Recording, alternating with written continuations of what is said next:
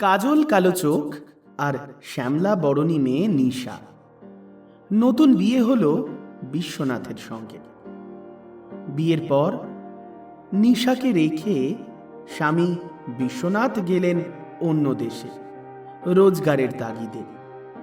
তারপর শুরু হলো শ্বশুর বাড়িতে শাশুড়ির গঞ্জনা। গায়ের রং কালো, এই ছিল অভিযোগ।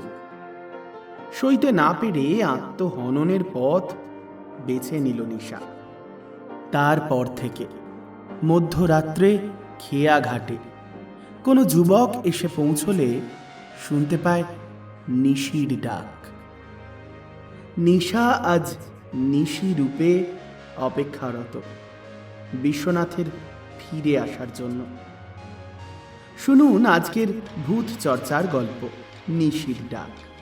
ঠিক রাত্রি 11টায় বঙ্গভূতের রঙ্গ তামাশার দ্বিতীয় গল্প, শুভ ভূত চতুর্দশী।